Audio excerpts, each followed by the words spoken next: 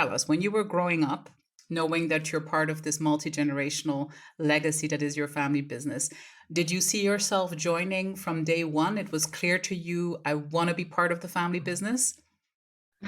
No, absolutely not. Actually, I had a passion for biology when I was younger. I had a passion for nature. So after some thinking and going to school, I decided I wanted to become a biologist and not to do what my father did. No. So I was really focusing on the universities, where to go to Utrecht or Groningen. And suddenly it came to me that it was probably not the right thing to do.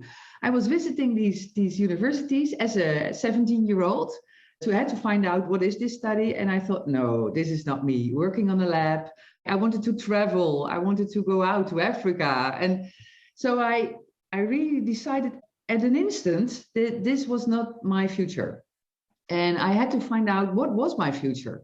At that time, I went to a bookstore I bought a book where all kinds of studies were mentioned, which universities to go in the Netherlands.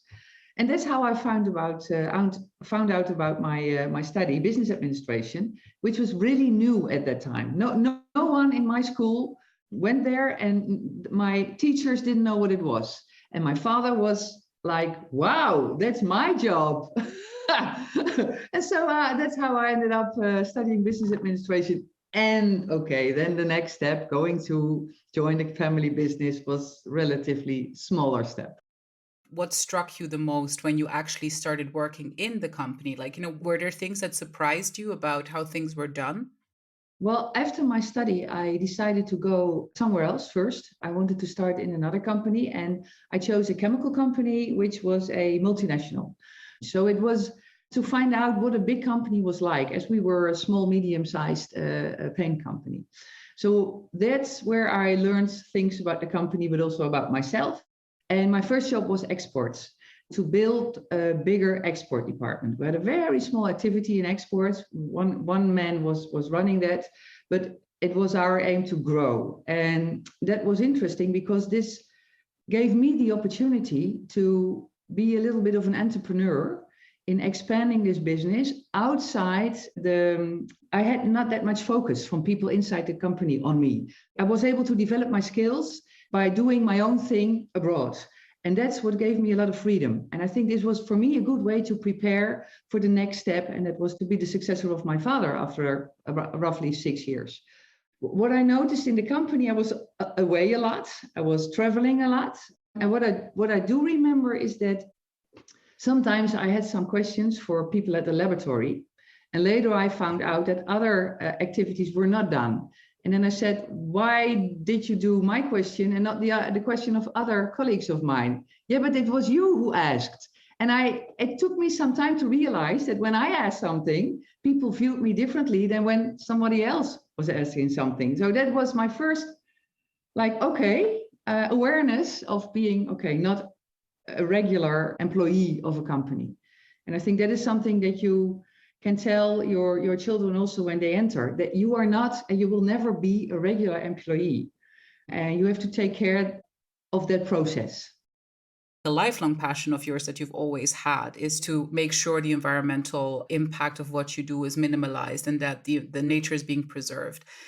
How has that been for you though? Because producing paint naturally involves a lot of chemicals and a lot of chemical processes. So how have you sort of made these two sides of you compatible? So your responsibility towards your family legacy, but your very staunch activism towards environmental protection? Good question. Well, first there is, of course, the love for the family business, and my family business is making paint. But do understand that making paint is protecting and making buildings last longer and give color. And protection to make it more sustainable or durable in the future is, of course, also some form of sustainability. I think if you look back in the history of our company, there was always some sort of sustainability there, but the definition of sustainability changed over time. When I came in the company in 2000, my first job was, of course, to survive. I was a new leader there and I had to survive as a CEO of my company to get acquainted with everything. But along the line, around 2007, 2008, I think there was more attention also in the world for sustainability. And when the crisis came, the financial crisis, I also got elected as Businesswoman of the Year in 2010. And I had to explain to people what we did as a company. And innovation and sustainability were already then two important pillars. They were rising somewhere between 2000 to 2010. This prize was some sort of catalyst for me to tell what we were doing and to tell better what we were doing. And also then the question came, paint and sustainability. And that was for me the most interesting combination. How can I explain that a company producing paint is also able to be a sustainable company? So that somehow was the best trigger for me to explain what we did and why we were doing it in the right way. And it gave me the motivation as well. There are still a lot of industries who are using their industry as an excuse to say, for us, this is harder to do, for us, this is more difficult. So that's why I'm particularly inspired by the fact that, even a process that involves chemicals such as, the paint production can actually take very significant steps towards minimizing the impact you have. And I think this is very encouraging. But don't forget, Ramia, the whole world is about chemistry. Without chemistry, there's hardly anything. Even our bodies are small chemical factories, so chemistry somehow has this idea that it is wrong. And I must admit, there are industries that are doing wrong, but chemistry is a very important part for us. Absolutely. And you're right to correct me on that note. I think the association we have when we talk about it, as you said, is negative in the sense that we associate it with a negative environmental impact. But you're perfectly right. Of course, without it, it wouldn't work at all. But I think the science behind making it like zero emission or like even a positive impact, I think that's what's interesting and that's what's driving companies forward nowadays, that we're making progress in that area. But you took it a step further, to be fair, right? Like you also got Van Wijhe the B Corp status. I believe that you are one of the, or even the first company in the Netherlands to have achieved the B Corp status. Can you tell us a little bit more about why that became important to you? Was that something that you were really aiming for a long time, and how the process unfolded? Well, actually, we were not the first company in the Netherlands that got the B Corp status, but we were the first chemical company in the world that got the B Corp status. There was some first there, yes. It was due to this nudge member this foundation.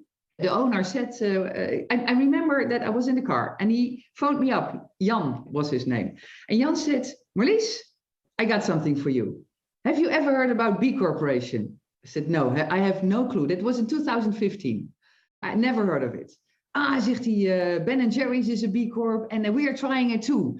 And you should try too with your company. And I'm sure you will do it without any problems. I said, okay. So I was triggered. And when I got back at the office, I looked it up what it was. And it was an American thing and a non-profit organization. And I saw it more as a challenge. And the fact that you were able to find out how sustainable you were was interesting for me, because all the big listed companies have this Dow Jones Sustainability Index where you have no clue what they have to do for and why they get it. I thought, okay, now I can do my own thing here. I had one colleague that was also very curious, and we started to do this quick scan. And we got some help from a company in the Netherlands to do the questionnaire. But it was hard. It was really hard. And I think we tried 3 times. And 3 times I thought, I'll quit. I stopped doing it. And then we got some help again. Come on, you have to continue. And finally, we were able to answer all the questions and get those 80 points, because you need 80 points to become available for the B Corp certificate. And finally, we had this, and we did it with a small group, because you have to find out a lot of figures and a lot of things we never checked. They asked us figures that we had to find out in our company, where are the percentages and the numbers. But we managed. And then we suddenly had the B Corp status. So I told my management team, I said, guys, we got it. And okay, well, nice for you. We don't know what to do with it, but if you like it, continue? I said, yes, I will continue because it is important for us. You'll see. 2 years later, we had our recertification, and I had a little bit more help in the company. But for 2 years, I didn't push. We just had it, and that's it. The thing with B Corp is that you have to get better. So it's not like we had it 2 years ago and we will keep it for the next 100 years. No, every time you have a recertification, you have to get better. So the bar is getting higher. So we had to work again to get this B Corp status with enough points. And I had, again, at least the 80 points. I think we had 95 or something. And I told my management team, I said, okay, guys, what do you want? Do you want to quit now? Or shall we keep this B Corp status and do something with it? No, don't quit. Don't quit. We need it because it shows that we are a sustainable company. So that's how I got my management team involved. And then, of course, you have to involve the company as well. So that is how it started with us. Have you experienced the benefits in other areas, like in where you've said, like, okay, so it's really, really helped us, this reputation of being particularly sustainable as a company, this reputation with the B Corp certification. What other benefits have you seen come out of it?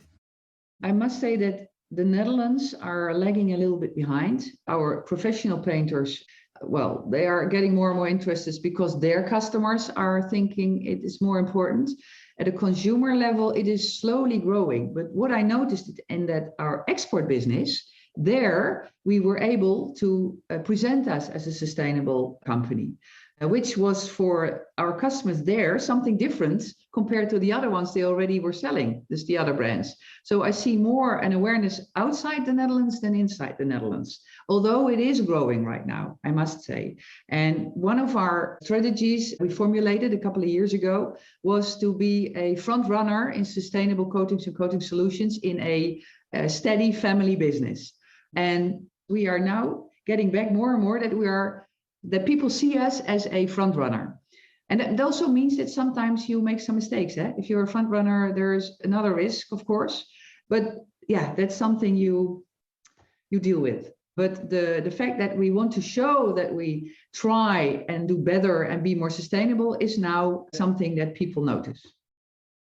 And you're right. I think the times are a little bit more favorable now than they were maybe 10 or even 20 years ago, I think, in terms of the awareness of people, of course. And I think this next generation will help particularly in creating a definitive flip in what we consider to be good business. Yeah, but you must, as a company, be sustainable now. I think if you are now not focusing on being a sustainable company with all the things you do, you will have no future at all.